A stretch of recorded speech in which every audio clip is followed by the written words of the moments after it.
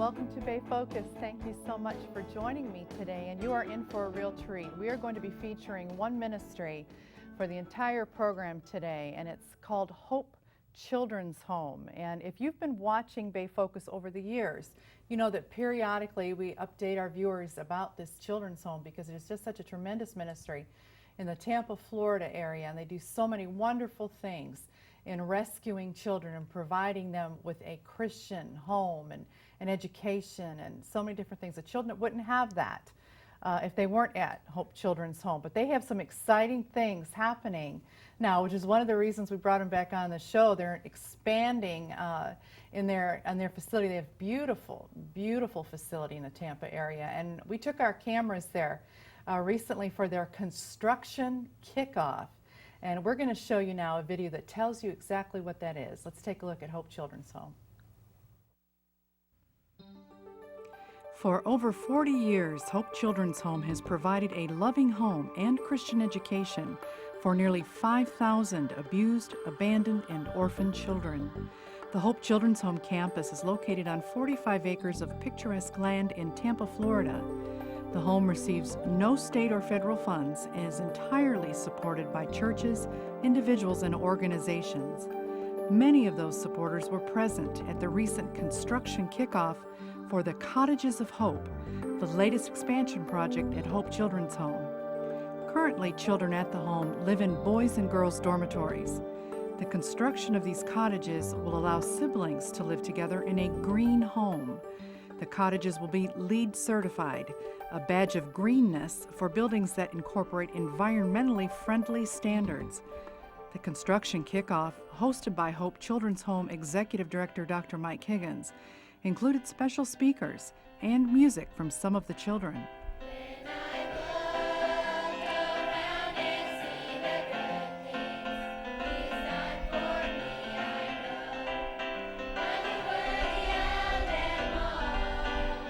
Florida State Representative James Grant has been a longtime supporter of Hope Children's Home. My family has been involved here since before I was born, as long as I can remember. I've been involved here since the days of Faith Children's Home, now obviously Hope. I think from a personal perspective, the ability to make a generational change in these children's lives and to make a difference in our community is just absolutely invaluable. But then you look at what Hope does for our community, and one of the things we talked about today is that right now in our juvenile justice system, for every 2 children that go into a residential treatment, one of them ends up in state prison. And I think that the amazing message of Hope Children's Home is that we can do the unexpected here. We aren't the norm, we are the exception, and that we can get to children young and we can educate them and give them a future and allow them to go on and make a generational change in the lives of those around them. And so I think it's just amazing to see the collateral effects of the investment that we make here in the way of labor and capital. And so I don't know that I could overstate the significance of Hope Children's Home both to our community and to the Grant family. Hope Children's Home is also receiving corporate support. K-Force CEO Dave Dunkel is coordinating the efforts of their foundation to assist in the cottage construction. Yeah, K-Force actually is a public company here in Tampa. The foundation is not directly related to K-Force. It's a foundation supported by the employees of K-Force. And actually, K-Force, the people are volunteering their own personal time and their own financial resources as a part of what we do and what we call our stewardship committee.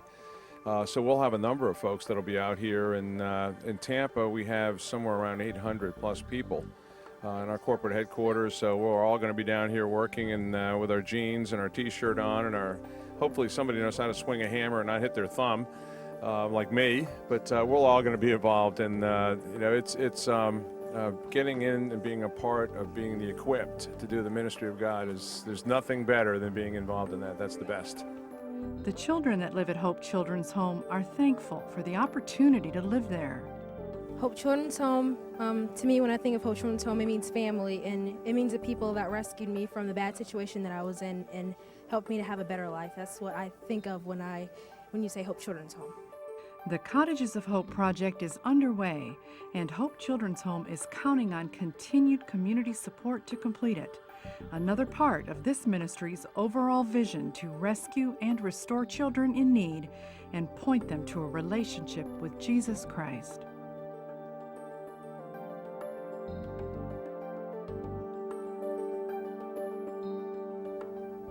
Well, that gives you a little bit of a look what's going on at Hope Children's Home. We're going to get into a little more detail today, and we're going to share some stories also of people that have gone through Hope Children's Home.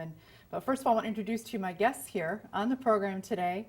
You saw a quick little shot of him. Dr. Mike Higgins is with us as Executive Director. Again, thank you so much Thank you for coming having on us. again. And you brought along with you today a couple of young ladies. Ileana Domes is with us today, and she is actually now in college but lived at Hope Children's Home and has an amazing testimony and story to share. And we're going to get to that in a few minutes. And then next to her is Carla Vasquez, and she's here from Honduras.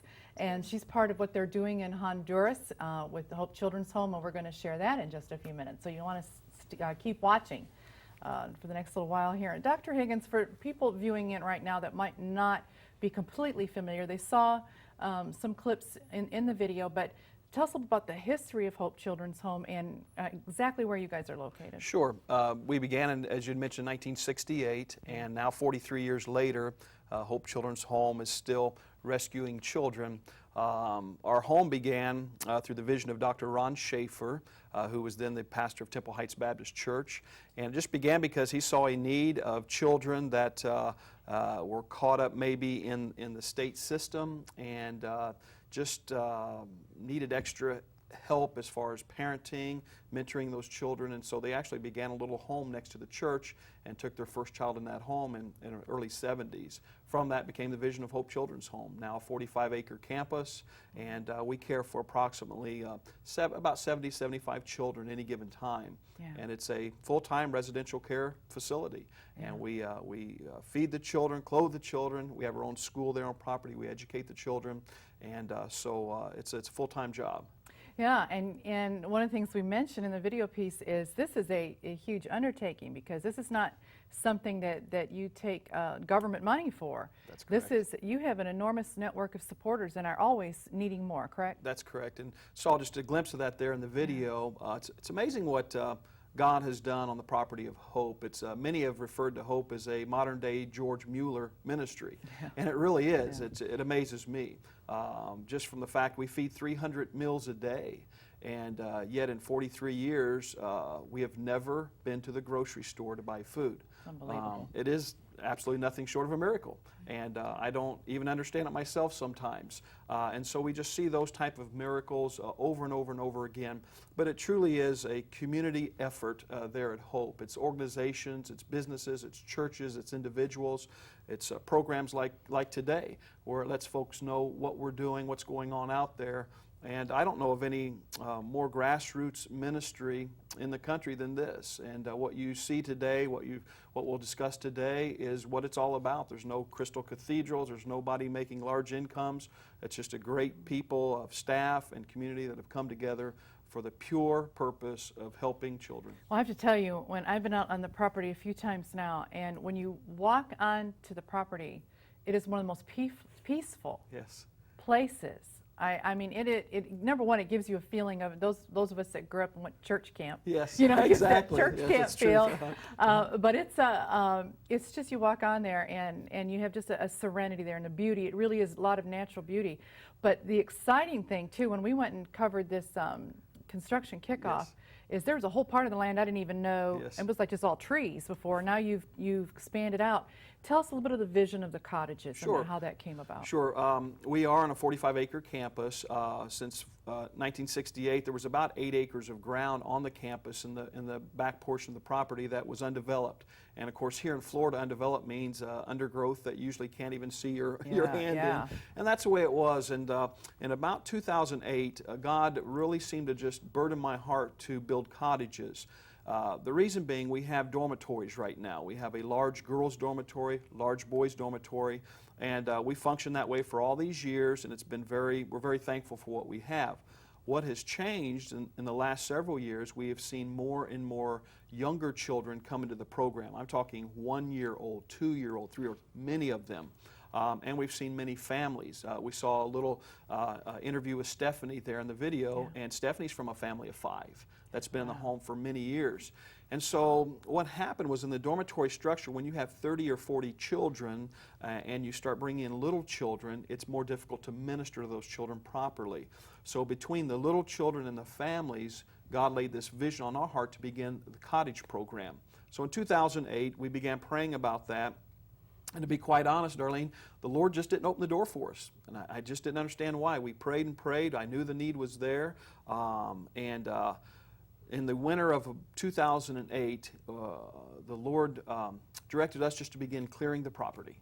And I just felt like we needed to kind of say to God, we mean business. And so we got back there with machetes and weed eaters and everything we could, the staff, the children, volunteers, and we began clearing that 8 acres of undergrowth to where you could see and get a better vision for where a cottage could be located and built. And within just a few weeks of that, we were able to receive the foundation grant from Fezziwig that began the construction that we're now under. And it was just neat to see how God put all those things together in His time, but when He saw movement, when the Lord saw us step out on faith and begin to do something, it's when God chose to answer those prayers. Yeah, and I'm telling you, that is the short version. Yes. Because when we went to the construction kickoff and you hear the stories of some of these corporate people that are like the Fezziwig Foundation, Yes. some there were others Yes. too that Yes, ma'am. spoke, and how God spoke to them Yes. and how they got involved is nothing short of miraculous. No, it was when you look at that, of course, that's been the case at Hope Children's Home all along. You've correct, had yes. people that have business expertise that have come in and given their services. Now, one thing, before we get to Ileana's story, which you really want to stay tuned for that, because we want to give some time to that. Carla is here because there's a whole nother arm Yes. of the ministry, and it is called Hope for Honduras. Hope Yes. of Honduras? Hope of Honduras. Hope of Yes, ma'am. Honduras. And let me ask Carla quick before you'll give us a Sure. little bit more. Carla, what are you doing here in America? What I'm doing here in America is because God, He opened the door. He used my life in this ministry of Hope Children's Home. And it's because in my country, a lot of children, they don't have food, they don't have salvation, they don't have clothes, they don't have anything. And some children have father and mother, but they using the children for money. They using the children for money because they has drugs, alcohol. You know, a lot of children in my country live in the street. Yes, because what am I doing here? Because God using my life in this ministry. Yeah, I believe in this ministry. I believe because I can help a lot of children in my country, in Honduras. Carla, that is wonderful to hear, and what's amazing about that is she has just been learning English to even be able to Yes. answer that Yes. question. Yes. Tell us what's going on here, Yes. Dr. Higgins. Thank you, Carla. That's great, Carla. Thank Yes. you. No. Carla's been in America for 5 months, Yeah. and she's Yes. in the country here at Hope Children's Home in Tampa for 2 main purposes. One, to learn English, and she's doing a wonderful job, as we just heard, Yes. just after 5 months. Yeah. And I wish I did that well in my Spanish. No pressure. and she is also here to be trained in child care management, and so she's done a great job in both those areas. Now, what's happening in Honduras, Darlene, is that much the same way as kind of the cottages came about, the Lord laid upon our hearts to begin a ministry of helping children in a third world country. And after a visit to La Ceiba, Honduras, as God miraculously worked all the details of that out in our ministry, I saw hundreds of children in one particular scene that were eating off the garbage dump. And my heart was so broken and so pierced, and God revealed to me that day that we needed to help there in Honduras. Now, what happens, whether it's America or Honduras, the need is overwhelming. Just in our very county that the children are located in Tampa, our children's homes located in Tampa, just that county, Hillsborough County, has over 4,000 homeless children each and every night. In America, we have 1.5 homeless children in America with all the wealth and all that we have. So we have to do something about this problem. And Honduras is no exception. And so the Lord's provided us an opportunity to begin in Honduras. From that time, He's put all the pieces of the puzzle together. We're thankful we have a missionary family, Mark and Amy Coates, that just completed language school and have relocated to Honduras in April.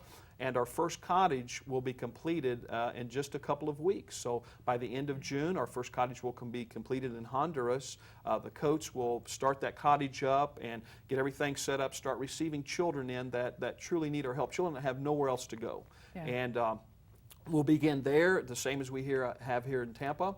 And in December, Carla will finish her training here in the States, and then she will return as an assistant there in Honduras. It was always my vision to get the home started with American missionaries, but I knew we needed a national because I didn't want the children to lose their culture. Right. And as much as we try, that could be a danger. So Carla will help keep that Honduran culture carried through to those children. Yeah, absolutely. What a great partnership. And then I'm sure as the years go on, even more people Yes, from Honduras absolutely. will become involved.